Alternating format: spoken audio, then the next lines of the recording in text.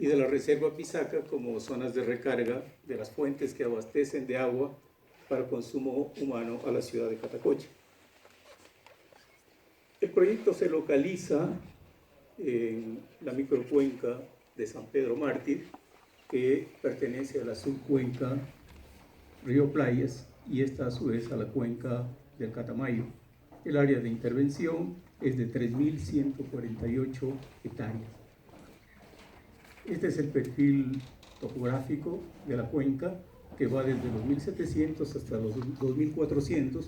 Detalle muy interesante porque estamos en los Andes bajos, donde no hay glaciares y no hay picachos de altura, de manera que cualquier recarga hídrica no se hace a partir de esos elementos, sino a partir básicamente de las aguas lluvias. Esta es la montaña, la cadena montañosa, con su principal zona que se llama Pisaca, ese cerro que está allí, donde se origina el agua que abastece a la ciudad de Catacocha. Se trata de alrededor de 7.444 usuarios para el 2016 y el problema fundamental es que se produjo una acelerada disminución del agua. Cuando el sistema se inició en 1964 tenía 35 litros por segundo que permitía abastecer de agua a toda la población, había un remanente ecológico y hasta un hermoso sitio para bañarse. Pero hacia el 2005 bajó a 9 litros por segundo, de manera que apenas había entre 1 a 2 horas de agua para toda la ciudad y para todos sus barrios. De manera que ese es el problema, es decir, no hay agua. Las causas de este problema son bastante conocidas, básicamente de origen antrópico, más que al problema de la variabilidad climática. Todos estos problemas que están anotados ahí, como el pastoreo de vacas, caballos, crianza de cerdos, el avance de la agricultura, la quema, la caza y la construcción de vías, son temas antrópicos, y también que en cierto momento quisieron mejorar, reforestar la zona y lo hicieron de la manera más equivocada con pinos y eucaliptos. De manera que tuvimos un cambio bastante notable de la cubierta vegetal, cambió el tipo de vegetación, muchos sectores se convirtieron en pastizales y esto disminuyó la recarga de las vertientes y también la de los pozos profundos que se construyeron a partir del 2002. Se construyeron 8 pozos profundos, de manera que todos ellos disminuyeron, aumentó la escorrentía, hay una fuerte erosión en la zona y subió la evapotranspiración, que como en estas zonas es más alta que la pluviosidad. Esos son los problemas graves, de manera que en esta zona el desafío principal es cómo crear agua. En el fondo ese es el problema de estas zonas, más que manejar agua, porque si se quisiera traer del Catamayo, por ejemplo, hasta 1.000 metros, habría que bombear o traer de otras fuentes que van a otras cuencas hidrográficas. Son proyectos absolutamente caros. Por esa razón es que se ha intentado durante mucho tiempo tener soluciones convencionales, como buscar otras fuentes de agua, pero todo eso son proyectos costosos, muy costosos. ¿Cuál es el objetivo general? Entonces, el objetivo general es evidentemente recuperar a esta microcuenca para aumentar el agua, para mantenerla y mejorarla. Para ello se plantean 4 grandes líneas. La de establecer o restablecer realmente un ecosistema sostenible. La otra de convertirla en política pública sostenida.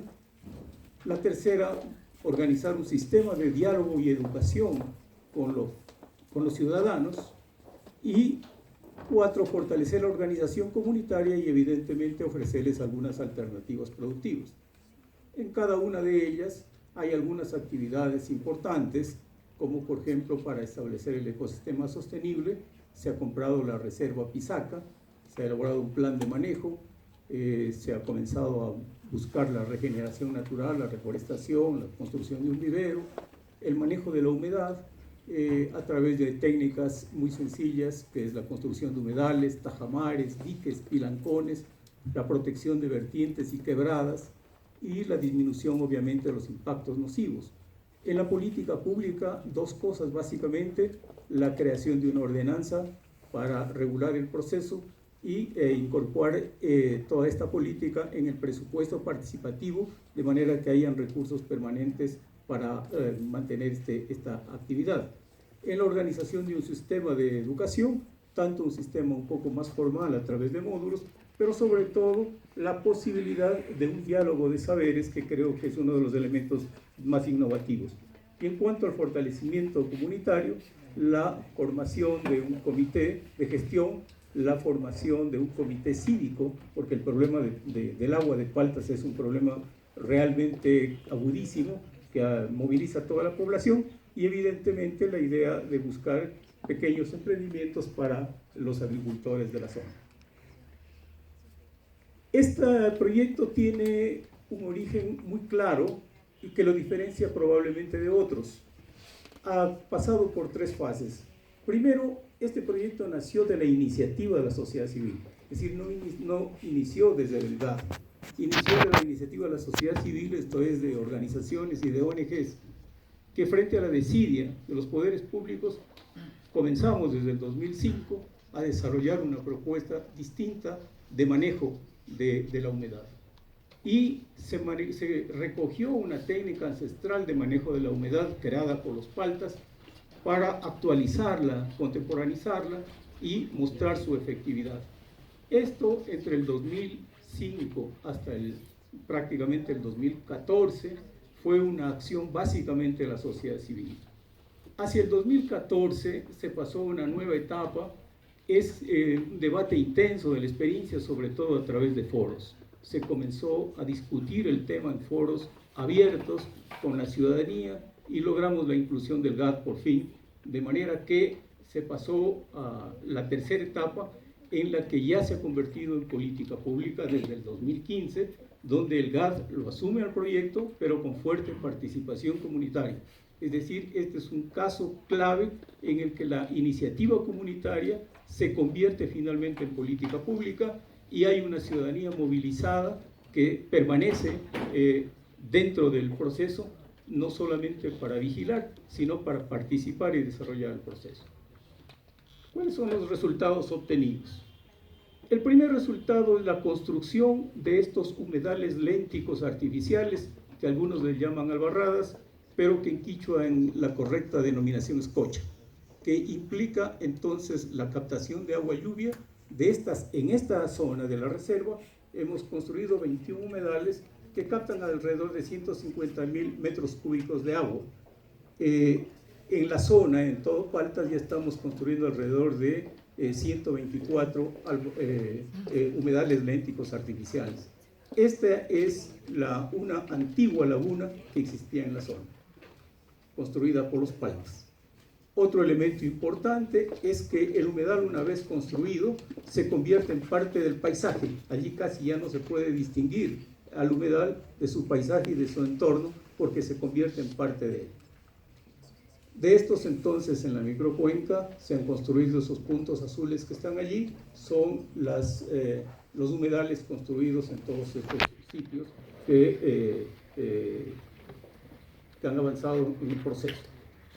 Adicionalmente, la recarga de los pozos profundos es más difícil, porque los humedales ordinariamente recargan al agua superficial hasta unos 40, 50 metros que sale. Pero recargar los pozos profundos nos ha implicado, estamos probando con un dique más grande que para reunir agua lluvia, y entonces sí está recargando a los pozos profundos, porque recargar los pozos profundos es un elemento nuevo, porque esto no lo conocían los Paltas y se necesitan embalses más interesantes en determinadas zonas. Otra técnica también heredada de los Paltas es la construcción de lo que nosotros llamamos tajamares, que son unos pequeños tapes que se hacen en la quebrada, cada unos 5, cada 10 metros, para construir lagunitas. De manera que esto permite que una vez que llueva se conviertan en estas lagunas, que tienen varias funciones. Regulan la escorrentía, controlan los sedimentos, uno lo puede reutilizar y limpiar cada año. Humedece los bordes, de manera que se comienza a generar una protección natural del sitio, y también da agua a los animales, sobre todo silvestres, que hay en esta zona.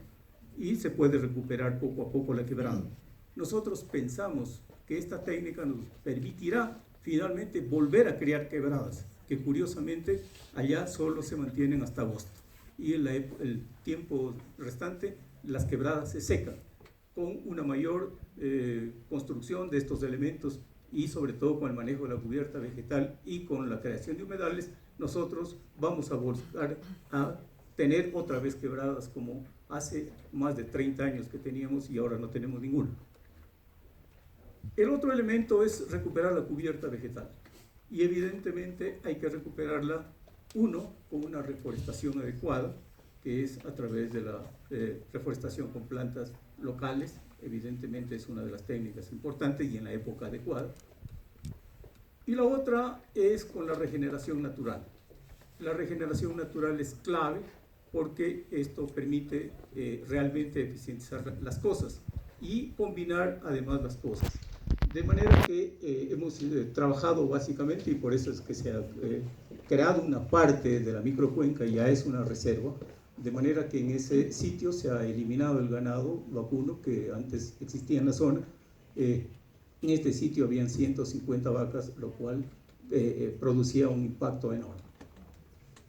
Ustedes pueden mirar, por ejemplo, la reserva y un predio vecino, cómo se está regenerando poderosamente la reserva, y este otro predio vecino todavía muestra un manejo, si no está manejado, no hay este proceso, de manera que el desafío es cómo desarrollar lo que estamos haciendo en la reserva para toda la microcuenca.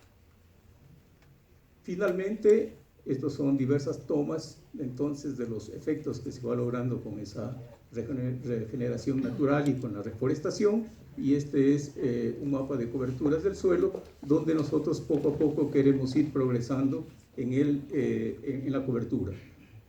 Si es que no logramos una mejor cobertura, poco valdrían los humedales y poco valdrían los tajamares, porque necesitamos realmente mejorar la infiltración y necesitamos mantener el agua, sobre todo cuando comienzan los vientos y los solazos a partir de agosto, que son intensos y que producen una evapotranspiración brutal.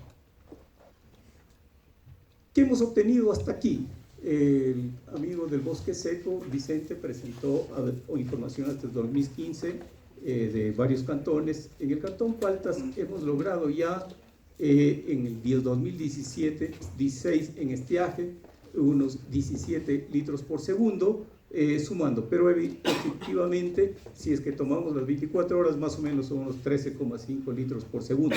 Es decir, hemos logrado aumentar ya alrededor de 4,5 litros por segundo de manera permanente para las 24 horas. Y consideramos que ahora, con la mejora sustancial que estamos haciendo de la cubierta vegetal, esto va a aumentar, porque precisamente es un proceso que cada vez va mejorando la capacidad de recargar las vertientes y los pozos. Estamos bajando la escorrentía y la erosión, que era intensa los primeros años el primer año que se hizo los pilancones, todos se llenaron de tierra, porque la erosión era brutal, de manera que está disminuyendo todos estos procesos y se están cambiando y cortando los impactos negativos que estamos allí. Se realizó un plan de manejo que ya ha sido aprobado y se ha convertido entonces ya en una política pública para regir y normar todo el proceso en la zona, que es un avance importante. Y comenzamos también a generar información. Recuérdese que después del gobierno de Febres Cordero se levantó prácticamente toda la red de pluviómetros. No teníamos ningún pluviómetro en Palta, siquiera uno. Así que estamos construyendo recién los datos, y la información que tenemos era indirecta, curiosamente del aeropuerto de La Toma, porque era el más cercano, que es impresionante. Es decir, no tenemos una red de pluviómetros para generar información científica, y esto tenemos que ahora hacerlo de nuevo. ¿Cuál es la innovación? Para mí la innovación, y eso es lo que quisiera plantearles amigos del jurado, es cómo producir un encuentro entre el conocimiento ancestral y el moderno. Esta es la innovación que proponemos, es decir, cómo enfrentar los problemas actuales con lo que nuestros ancestros sabían. Y se sabe que las medidas más interesantes contra la variabilidad climática, que es una de las variables fundamentales del cambio climático, es el conocimiento tradicional, el conocimiento antiguo, porque ellos enfrentaron este proceso desde hace más de 3.000 años. ¿Qué es lo que se dieron cuenta ellos? Se dieron cuenta de una particularidad. En el sitio básicamente llueve y la media es de 850 milímetros, pero ordinariamente cae en un mes o máximo en 2 meses. Eso es lo que existe y allí entonces el resto del tiempo es seco. De manera que incluso en los momentos en que ha habido extrema sequía, como por ejemplo en 1968, que hubo una de las peores sequías, llovió 523 milímetros o 513 creo, no es que es una lluvia pequeña, el problema fue que se concentró en un solo mes y entonces todo queda afectado. Este es un gráfico de las precipitaciones entre 1990 al 2005 que muestra efectivamente que ese es el tema. Los paltas se dieron cuenta de esto y dijeron una nota, un conocimiento, cómo hacer quedar esa agua de lluvia que actualmente se desperdicia. Y entonces idearon un sistema. Yo soy historiador.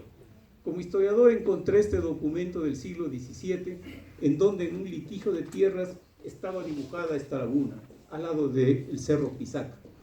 Esto me permitió con el documento mirar dónde estaba el más grande de los humedales que todavía existía. Lo fuimos a buscar y encontramos que todavía había ese vestigio y lo estudiamos para ver cómo funcionaba. Tenía una sequía de captación, el vaso de la laguna, una lagunita de sedimentación para que ingrese el agua que se construía antes, una sequía de desfogue, y esto era lo que la gente conocía como la antigua laguna Pisaca, que se había secado hace más de 100 o 200 años. La recuperamos y puede mirarse entonces allí la laguna ya recuperada, le hicimos un brazo de captación de alrededor de 1000 metros y con plantas hidrófilas. El elemento clave, le comentaba al amigo alcalde de Macará, que están reprisando esta experiencia, es las plantas hidrófilas, porque las plantas hidrófilas permiten precisamente mantener la humedad y que el humedal no se seque y dure todo el año. Los paltas no solo que nos dejaron ese vestigio, sino que nos dejaron hasta una maqueta. Miren ustedes esa maqueta donde nos pusieron unas lagunitas interconectadas y que salía aquí en este sitio. La descubrimos a esta maqueta construida en una piedra, es más o menos como esto, y nos dimos cuenta que se trataba de un sistema. Es decir, que hay que tener un sistema de manejo de humedales para poder desarrollar el tema. Este es el antiguo tajamar. Se lo hacía con palitos, con piedritas. La gente se daba los modos, ahí apenas detrás del amigo que está arriba, ahí está la vertiente, y eso lo hacían. Entonces ahora estamos repitiendo esto, pero con la técnica moderna. Un impacto inmediato es pues la recuperación de la biodiversidad. Comienza en cadena, una vez que se ponen los humedales, a llegar a desarrollarse los insectos, y encadenan los demás elementos que permiten la recuperación de la zona. Y un hecho interesante, por fin nos permitió tener un poquito de riego.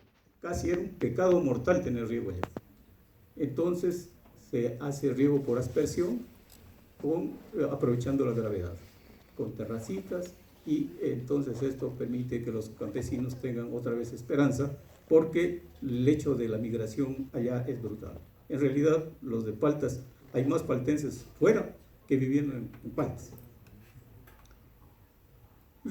El compromiso y la participación comunitaria. Es importantísima la participación de los jóvenes, de los ecoclubes que se han formado en todos los colegios de allá de Paltas. La participación de la comuna Collana Catacocha y de la participación del comité de gestión. Se han hecho verdaderamente impresionantes mingas para todo este proceso.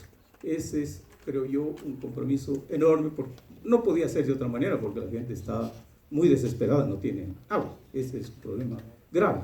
De manera que la participación de la comunidad es clave y de las fuerzas vivas. Es decir, todas las organizaciones están dentro del comité cívico que se llama, porque es uno de los temas fundamentales. Y tenemos un foro anual, y ya vamos para el cuarto foro que tenemos que organizar este año, que discute y va vigilando y discutiendo estos problemas, porque evidentemente toda esta propuesta era tan innovadora que la gente quería una mirada convencional. ¿Por qué no traemos agua de Catamayo, del Andapo, que está lejísimos y cuesta 18 millones hacerlo? No creían mucho en esto, así que convencer a toda esta gente fue una cosa titánica. La gente mejoró su orgullo, entonces ya saben que hay un conocimiento que se lo puede recuperar. Ahora como plantas hidrófilas estamos utilizando principalmente la grama, pero hay varias que se pueden utilizar.